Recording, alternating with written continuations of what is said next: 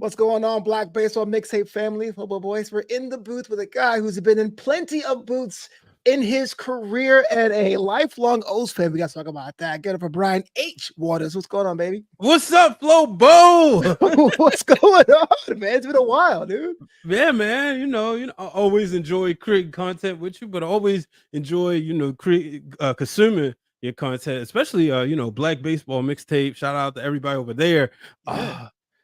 It was therapeutic during the playoffs. Okay, I tell me. came in with such high expectations, even though like it was one of those things, right? It was like high expectations, but like kind of like I had to admit to myself, like, dude, your team is still young. They're all babies, they baby birds. But when you win 101 baseball games, you gotta have a sort of, thought that you can maybe do this thing. But nonetheless, but the Black Baseball Mixtape held it down, so that was great. Oh yeah, because Cheats is a huge O's fan, and you guys were commiserating that loss. But that's your opinion last year with the expanded playoff format. Were you thinking the extended layoff was the culprit here, or just because they got outclassed? What was the reason for the O's run? I think it was just outclassed. You know what I mean? It's just like the same thing in 2014, running into the hottest freaking team. This is like with the Royals that time. This time with the Texas Rangers, and you feel when your team loses to the eventual champions, if it's not a rivalry, you feel like, okay, you know what? Everybody took that beat down. So I don't, because like we put up runs. At one point, I think one game was down 11-3, made it all the way to 11-8, and still lost. I was at game one, my first time ever going to a postseason game. Oh, nice. Yeah. Atmosphere was electric. Shout out to my lady Queen PR, converted her, made her Orioles fan. And who was she before? Like Yankees. Oh no. I might get in trouble for revealing that publicly. No, you know what? No, in all fairness, she will say, like, she still gotta love the home team. She's from the Bronx, born and raised. But she said that, that sea of orange. When we walked in there, it got her, and she wanted to make sure she captured me having a bucket list moment. And the game was so close. And then everybody was like holding out hope, maybe for a game-winning home run. It just didn't happen. So, I don't think it was necessarily a layoff. I just think it was just going against a better team. And I do think things will be different this year. Definitely high expectations. I feel like we got the best player in the league right now, in Gunnar Henderson, one of the best Black baseball players in the league. Cedric He's Mullins. your guy. Is Henderson your guy or Mullins your guy? Well, Henderson is my guy. Mullins is kind of like, he's kind of like the anchor, right? He's been there a while. Of course, you love him and whatnot, but it's like when I look at like the future, if I'm putting, if I'm going to, let's say, if I'm going to a party and they say who you represent, you can put this guy up against anybody. It's Gunnar. Okay. Yeah. No, that's that. I can't even argue that. I can't actually, no, you're absolutely right. Because like the 96, 97 teams, like some of my favorite teams of all time, right? Even to the point if I play MLB The Show and I pick the Orioles, when I'm playing, usually I'll switch the uniforms to those colors. It's just something about that orange, that black lettering with the white jerseys, right? Everybody knows that was the Cal Ripken years, right? But at that time, my guy was Roberto Alomar. That was my guy. And then Rafael Palmeiro. Like Palmeiro was just like growing up, just watching him just own that scoreboard, hitting lots of home runs, but also driving in a lot of RBIs. Like Brady was hitting leadoff and hitting 50 home runs and 26 the next year. But Palmeiro was just driving in runs constantly. Oh, that's absolutely true. The thing is about MLB The Show, I can't play. I'm a big Mets fan. Can't play as the Mets because if they lose, I get mad. I'm always playing the White Sox or the A's. Okay. I just can't. I can't. And I make my team lose, I feel responsible. I feel you. It's a game I get every year. I haven't got this year's yet, right? Yeah. But there was so many years that I just couldn't play with the Orioles. Not if I wanted to have fun, And now if I was like, okay, I'm gonna go into dynasty, franchise mode and rebuild the team, yeah. But there was like, those 100-loss seasons. Man, give me the Dodgers. I'd rather lose with them. What's your take on the Jackson Holiday situation, man? I mean, everyone was saying he was number one guy. They brought him up for about 2.5 weeks and had a abysmal record. Got sent down as far as recording, man. Was it time? Were you a fan? What's your take on him? I understood why people wanted him, right? I was working up north in Bristol around the time Chris Bryant made his debut. And wow. I remember everybody kept talking about, oh yeah, man, we want Bryant. I was working with a lot of Cubs fans, and they said we want him to stay down in the minors for a few games and then come up because everybody wanted the service time. So I figured, even though nobody would admit it, I figured that was the case. But him coming up, I thought what I was looking at was I was like, all right, he can clearly play at this level. He's just having a bad streak and he's pressing a little bit. And I got a chance to sit in with and listen to Ryan Ripken, former Oriole, come up in the organization. Obviously, the last name, he's third generation, son of Cal, grandson of Cal Sr., and Rick Dempsey, 1983 World Series MVP. And one of the things they said, like, it's just so much that goes on. And he had to get back to the basics, see the ball, hit the ball. Right. So I think we as Baltimore fans put a lot of pressure on him, right? I mean, I went to the first game of his Baltimore debut, Flobo, and Okay. me, my best friend Hugh, shout out to him, me and him since sixth grade, both of us realized we were baseball fans to the races. We've been tight ever since. Yeah. And we went to the game with my kids, and every time, and I'm guilty of it, every time Jackson Holiday came to bat, we pulling out our phones, we standing up. Everybody wanted to capture that first hit, right? It was also Jackson Holiday t-shirt night. So me, my kids, we all got Jackson Holiday t-shirts. So I felt like it's a 20-year-old kid. And at the end of the day, man, if I was 20 years old and you want me to come in and be a crucial part of a franchise that hasn't won a championship in almost 41 years. I mean, almost 41 years. It's like, whoa, that's a lot of pressure. But I think, I like them sending him back down now. Let him go back and dominate. He come back up. It'll be lesser expectations. I think people will be like, oh, Jackson Holiday, and then boom, boom, boom, he's gonna be crushing it. So I'm not mad at the move. I'm not mad at the move either way, to be honest with you. I understand bringing him up, but I also understand sending him back down. Gunnar wasn't this bad, but Gunnar had to go back down, and then he came back up, and now look at him. Oh, absolutely. I think a lot of times with a lot of rookies, it takes a second or third tour for it to stick. And everyone's talked about how strong, that's being an understatement, how strong Norfolk is this season. Absolutely smacking around their division.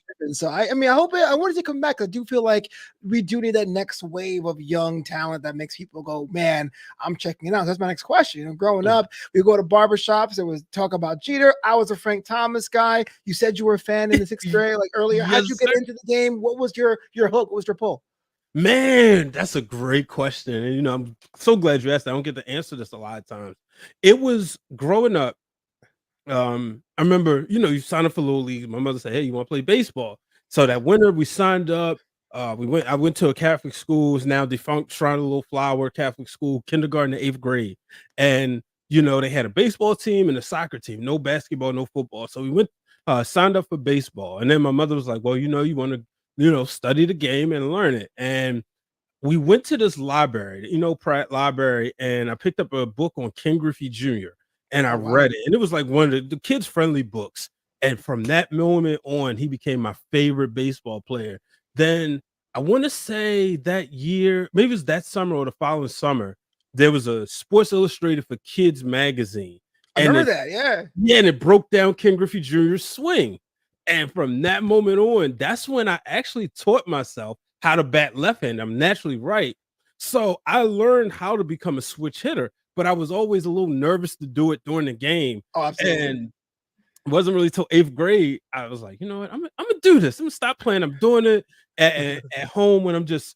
So when I was a child, one summer I got punished, right? So I couldn't play my video games. The whole summer? Yeah. What'd you do, bro? Really a month. Okay. My mother did daycare, and she had this one girl, shout out to Quinn, who's now like a little sister. But at that time, she was an arch nemesis, and I think I did something to irritate her. And my mother kept telling me stop, right?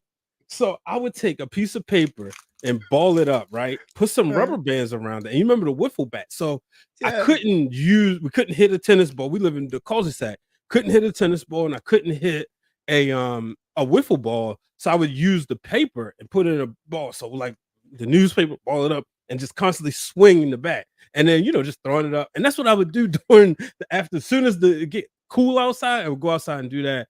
And so I was batting left-handed.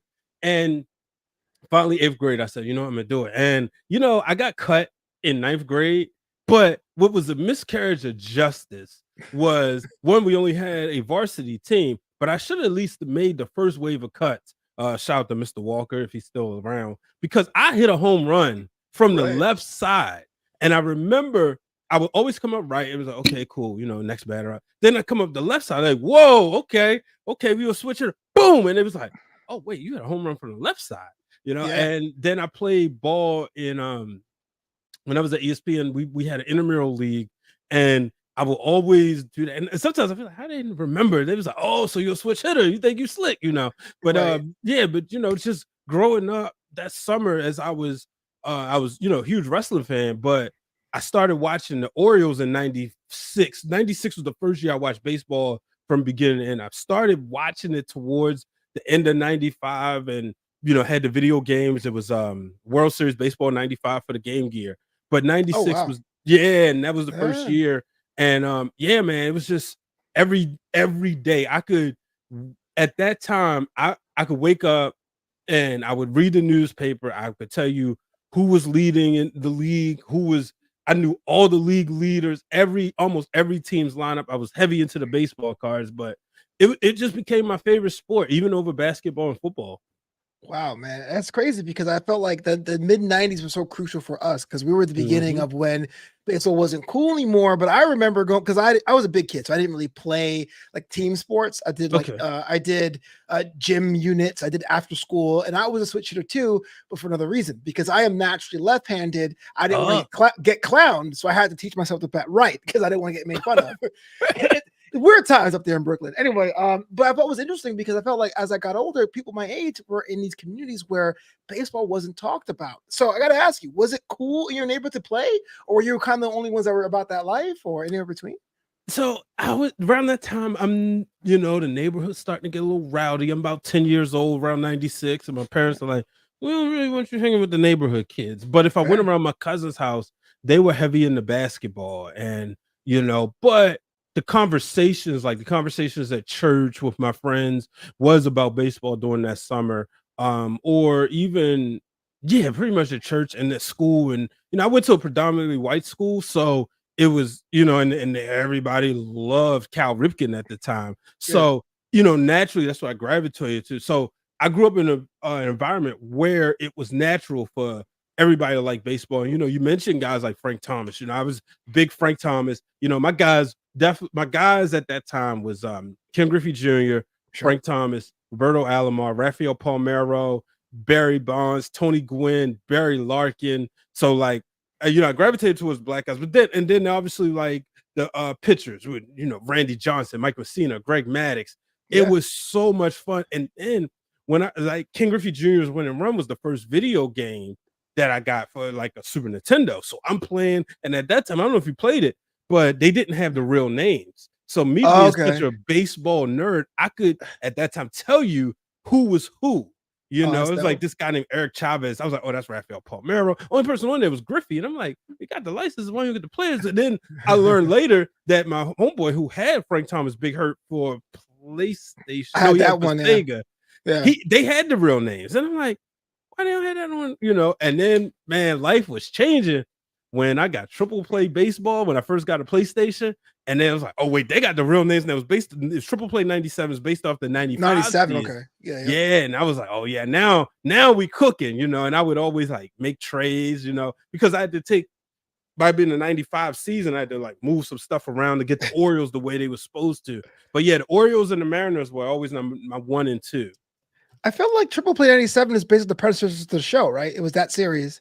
I think it's that series. Triple Play became MVP. They started MVP baseball, right. Yeah, and I had MLB. My first one, because my boy Durrell, who I mentioned earlier, had MLB 98. And then the first one I got was 2000. And man, that whole summer I played, like I wore that game out. And then the following year, 2001. What was your favorite game of all time? Then favorite baseball game of all time? Ooh, Because I'm a big MVP 2005 fan. Like that to me okay. changed. We had LAN parties, which was like baseball was already not cool in my time I got to college, but we had LAN parties playing MLB baseball. MVP 2005 had John Dowd. Remember him? Barry Bonds was John Dowd. Like the only guy who was faking the game. It was great.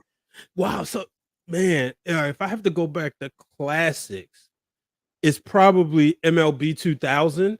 Okay. You know, just because I spent so much time on it, you know, create people. Another one. See, I didn't. So you're talking MLB 2000. You said MVP 2005, right? MVP 2005 was the one with like they still have mod groups for that one today. Yeah. When I was a kid, All Star Baseball '97 featuring Frank Thomas, the second one. It was pretty dope. Yeah. So I was in the All-Star 03, and then I think I jumped over to World Series Baseball 2K. So yeah, 2K4.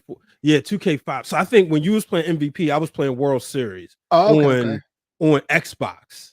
Oh, that's what it was. Yeah. So with Jeter on the cover. So because I was remember when the 2K5 games, they was all 1999. Yeah. So yeah, and then with the Xbox, you could put the music on. So I had walk-up music. So that was my era. So I went from World Series for the next few years, and then I jumped to the show. But I've been on a binge of buying old games again. So and I think I'm a MVP is definitely gonna be added because I gotta really see what that was like. Well, you do stream live. Do you have the systems that you connect them, or are you using emulators, or using the Delta? Like, how are you? I'm just getting using the regular systems. Oh wow, okay, you're a historian.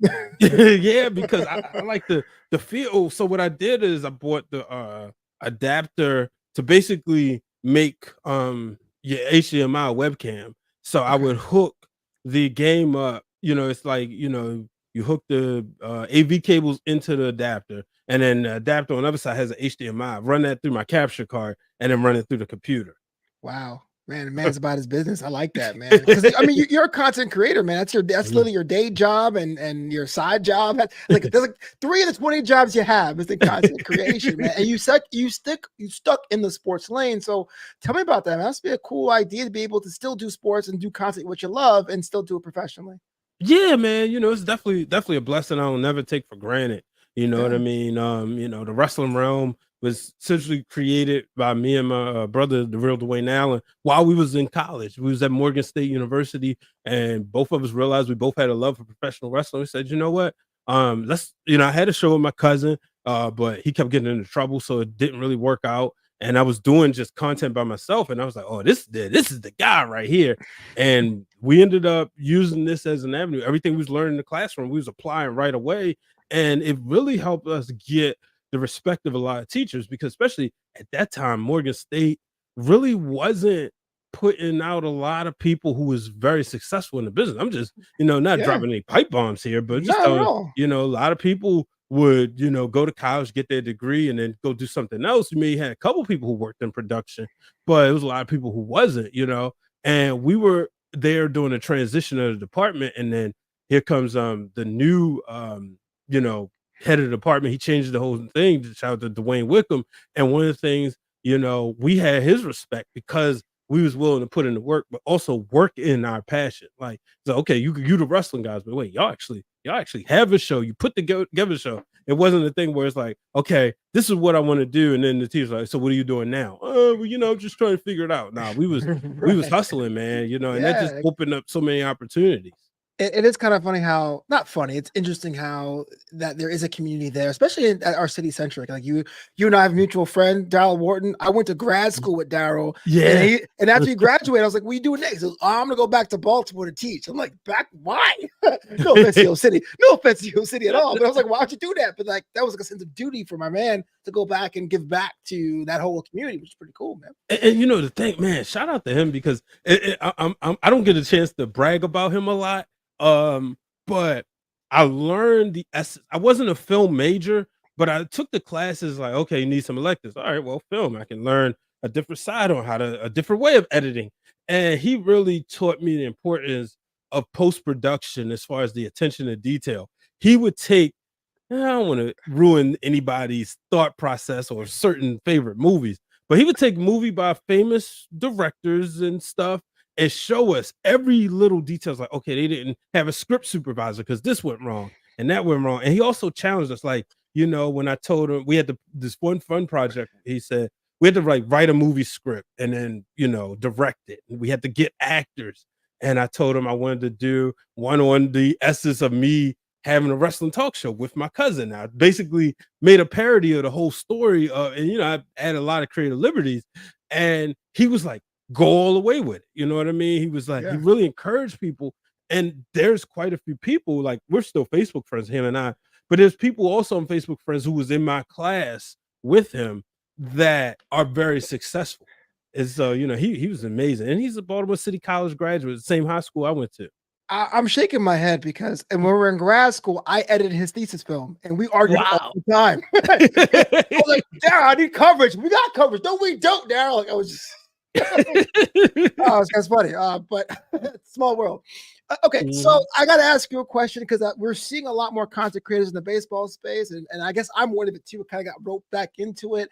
It was kind of cool to be able to cover things. I love doing it. But is baseball as it is right now in 2024 cool?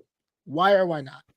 Flobo, when you ask that question, there's a certain quote from a guy that from in the world that we also live in, the wrestling world, when The Rock said pro wrestling is cool again. Baseball is getting cool again, and it may be easier for me to see that because my team is doing well, and Baltimore is the type of city that when the Orioles are good, it's a fun place to be during the summer.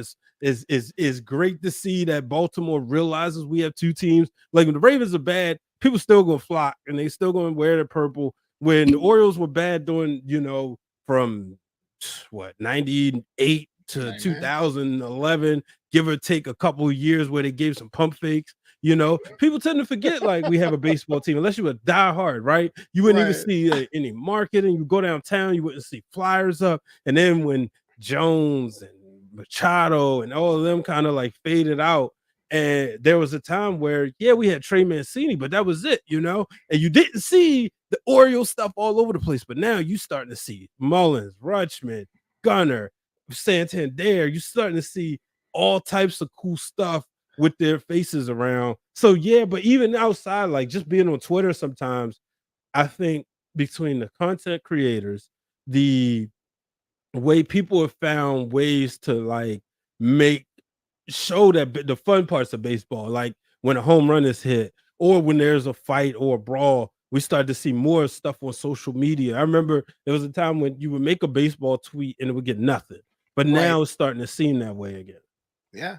I mean, you're not wrong, man. It does feel like a different kind of vibe and energy. I got back into baseball.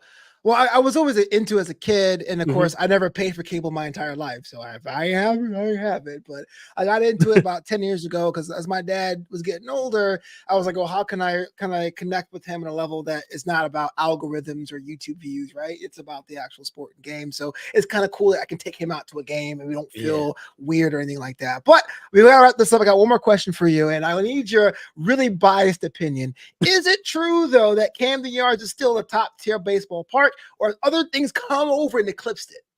Oh, it's still a top 10 park. It's number one, baby. Number one. Number one. Just blueprint.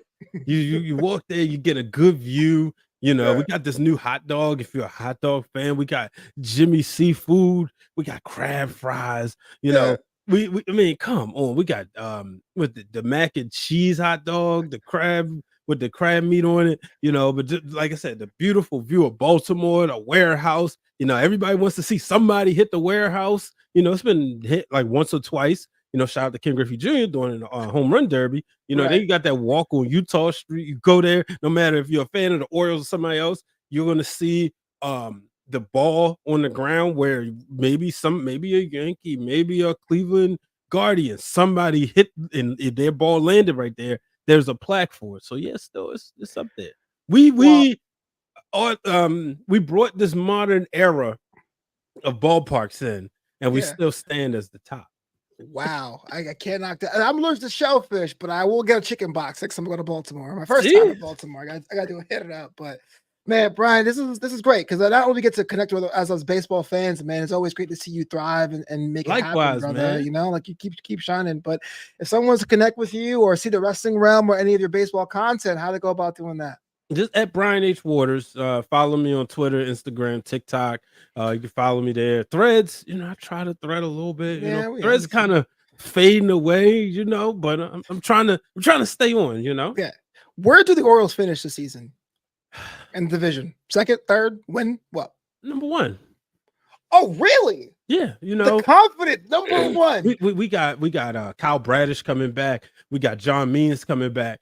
Cole Irvin is pitching pretty good. So either he's and then Suarez, he had a little got touched up a little bit, but he's been solid. Put him back in the bullpen. Hold on, Brian. You got Juan Soto in New York. You got Vladdy coming back. You got Randy coming back to form, and you're still thinking Baltimore's going to win the division. Yeah, because if we can strike those guys out, now I'm also saying this as we about less than a few hours away from playing the Yankees, but we're in a series that I'm honestly pulling for just a split. But I mean, hey, sometimes last year I was hoping for a split against the Rays, and we ended up winning 3-1. And there was another series I think we swept in a 4-game series. So but the thing about this team is they're hungry, and the thing about my catcher, shout out to Adley Rutschman, is that he builds relationships with his pitchers, and he gives them good hugs, and he lets them know. And it's a reason that as long as Rutschman has been here, we haven't been swept. My man's preaching right now. Brian H. Waters, this is In the Booth, blackbaseballmixtape.com. Flobo Boyce saying peace out.